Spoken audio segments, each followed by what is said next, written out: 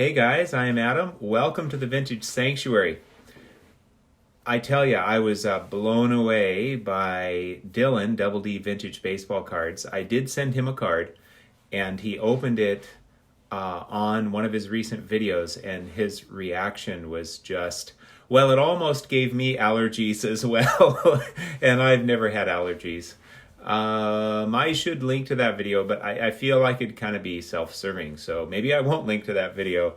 But anyway, Dylan, I really just was touched by your reaction and just your raw emotion, and really appreciate your friendship. And if you're watching this, I really appreciate you. I appreciate all of the friends that I'm developing in this wonderful hobby.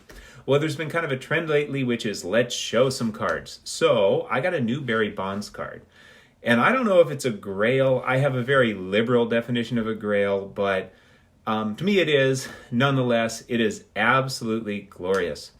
Okay, I now have 10 Barry Bonds cards. Actually, I've got 7 different ones because I have a few multiples, but 10 total. And if I could only keep one of those 10, it would be the Barry Bonds card that I just got in the mail today. Had to go through eBay Authenticity, even though it was already in a sealed eBay Authenticity sleeve in the listing.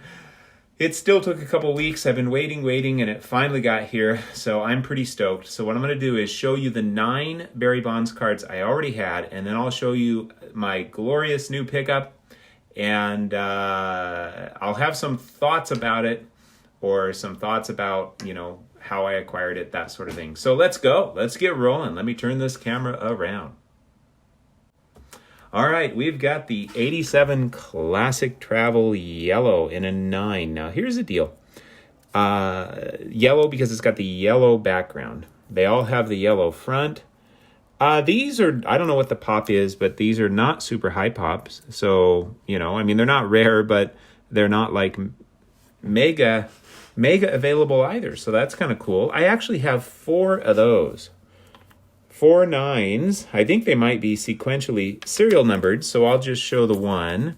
All with a yellow back. I used to have 5 or 6. I gave one to Doug Decon. Really happy I did. So, I don't need 4 of these. So as time goes on, I may end up, just keeping 1 or 2 and giving the others away. They're all really nice. I don't even know if I could tell the difference. But I got 4 of those.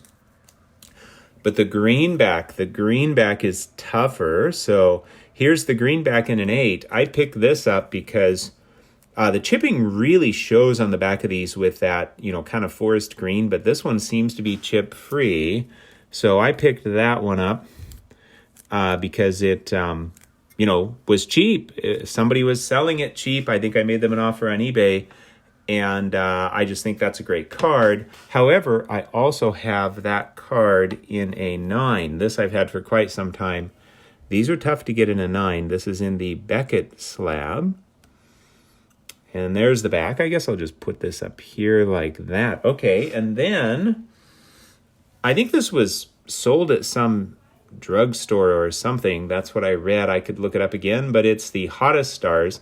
These are, certainly not rare, but not mega available either in the higher grade. So at least relative to other high pop era cards or junk wax era cards, I really like this card. I think that's a gorgeous card.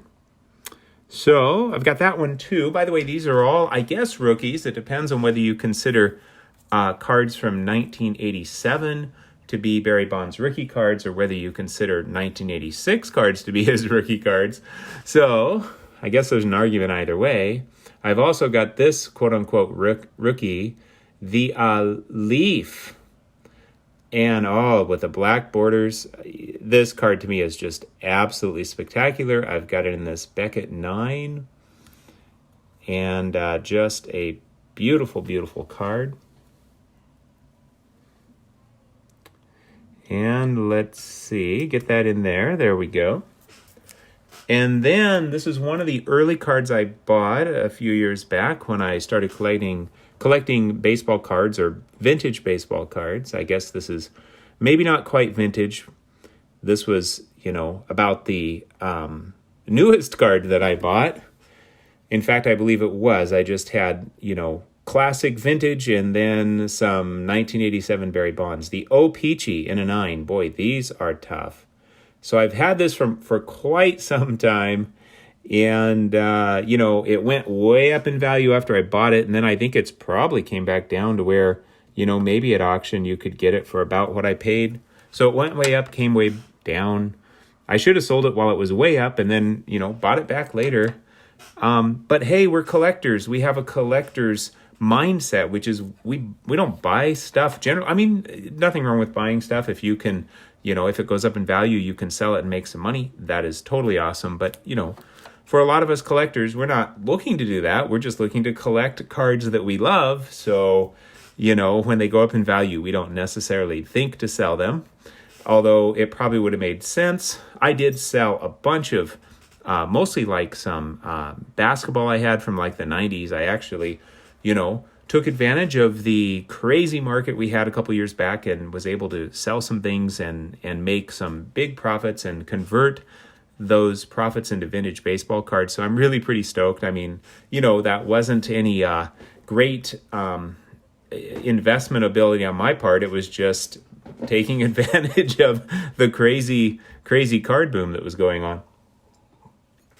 All right, so we've got that O Peachy, which, that was my favorite, but now I have a new favorite. And let me just talk a little bit before showing you, so I'm keeping the suspense here. This is a card I've wanted for a long time. And by the way, I thought that the 87 were his rookies, and I enjoy all these 87 Barry Bonds cards. I think they're great. They're early cards of his, so to me, it doesn't really necessarily matter so much if 87 are his, rookie cards or 86 are his rookie cards. But then I found out he had a few 1986 cards, and I was like, well, wait a minute. I'd kind of like to have one of those. And one of them in particular just really has been on my list for a long time. And, I could say that about some other cards too. I mean, there's a number of cards since I've only been collecting vintage baseball for, I think, close to 3 years, but not quite. So there's, a lot of cards I'd love to have, but this is one of them that I've wanted for a long time. I was hoping to get it in a 9, but then I said to myself, PSA and SGC are grading so tough these days. Why not get it in an 8? Especially if you can get a great price. Well, this one came up at auction, and I said, okay, I'm saving some money for the National, but maybe I'll just make one little bit on this thing, and if I get it for a great price, like half the price of a 9, and that's an auction price for a 9, then and it looks fantastic, that seems like a deal to me. So I'll just put a little bid out there. Well, I won, and this thing is glorious. Without further ado, I guess I should show you this bad boy. So here we go. The 86 Topps Traded Tiffany Barry Bonds in a recently graded 8. But you know what? Check out the centering on this stunner. Looks just about perfectly centered to me. The black borders on the top, I'm not really seeing any chipping, just presents wonderfully. Wow. And the color, the color matches here. This 86 Topps to me is just such an outstanding set design. And as far as the base Topps, just the regular Topps set goes, that's fine if people are into that. It's just a bit overproduced or mega overproduced for my taste. I really like something that is, somewhat less common. I'm not into one of ones myself, but I like something that's, somewhat less common. So the Tiffany, 86 Tiffany, estimated print run just over 5,000 sets. So they're not, super common by any means. Back looks great, looks awesome. Corners are really sharp. I see just a teeny weeny bit of edge chipping on the back, which is kind of funny. See that little chip right there, kind of there on the edge, top edge, which I can hardly see. It's crazy to think of this. That might be a $500 chip, which to me is just insane, keeping this from being a 9.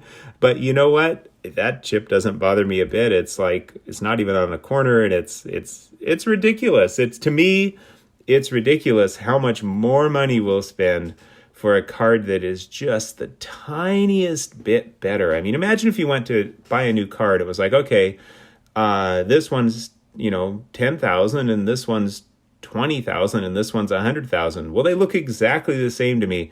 Yeah, but this one that's 10,000 has this tiny, teeny weeny little scratch. Get out your magnifying glass and you might be able to see it. It's like, what? Well, I'll take the $10,000 one then. I know that's not a perfect analogy, but I absolutely love this card. Where am I going to put it? I don't want to, oh man, I can't go moving the O-Pee-Chee. That would be sacrilegious right there. So, I mean, I can't go moving it off of the stage here. So I guess we'll go with those 3. So yeah, I settled for an 8, but I'm really glad I did, because it cost me like half the price of a 9. And I mean, and I actually think some of the older graded 9s are, no better than this 8. I mean, some of them, I guess, are better, but better by how much? I mean, we're really straining at gnats here when we get up into these higher grades. So it seems crazy to me to pay a lot more money, but hey, to each their own. I'm super stoked about this new card. Wow. I really think this is a key card in the hobby here. This 86 Topps Traded Tiffany Barry Bonds. It's kind of his key rookie. It's sort of the one that really gets, promoted and shown if you're, reading about Barry Bonds online or looking for Barry Bonds, articles on Barry Bonds, baseball cards or whatever the case may be.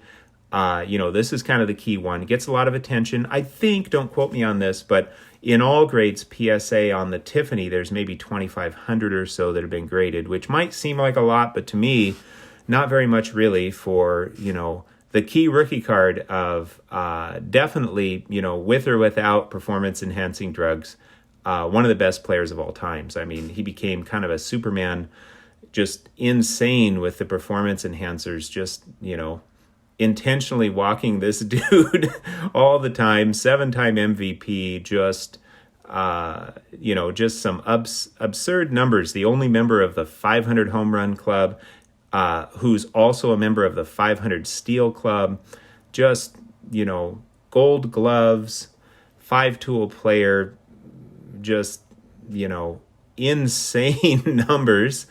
And I realize, obviously, he had some benefit there from performance enhancers, but still, love him or hate him, this guy is a big part of baseball history. The steroid era not only, helped out some players in terms of their ability to, have longevity or have more power, etc., but, it made the league really exciting. I'm not saying it was good. It's not good for people's health long term. It's it's cheating. So I'm not saying we should celebrate it. But I guess I am just saying this: it's a part of baseball history, and in my opinion, you should put these main guys from the steroid era, put them in the Hall of Fame, but just write the plaque in a way that acknowledges that they were not perfect. In the same way that we had people playing in a league that was where there was segregated. There were no. It's basically the white players many years ago. Now, that doesn't mean these white players were cheating, but obviously, it wasn't a fair system that did not allow, people to play in the league because of their skin color. And then you had players who used amphetamines. And I mean, there's all sorts of players with bad character in the Hall of Fame. So my opinion, and other people can see it differently, is put some of these steroid era guys in the Hall of Fame. Just be straight about what they did on their plaques, just write it in a way that acknowledges their accomplishments, but also acknowledges, that it was a steroid era and acknowledges, I suppose in Barry Bonds' case, I'm not sure if he was ever technically, found guilty of using steroids, but it was pretty clear and obvious to anybody that he was. So there's that. Well, now that I've made a whole bunch of controversial statements, I'm still on Cloud Gem Mint 10, or maybe it's Cloud Near Mint to Mint 8, loving my new Grail card. There's another controversial statement, so maybe I should leave it at that. Thank you, everyone, for sharing in my joy. I hope you had a wonderful and peaceful time at the Vintage Sanctuary. Take care, my friends.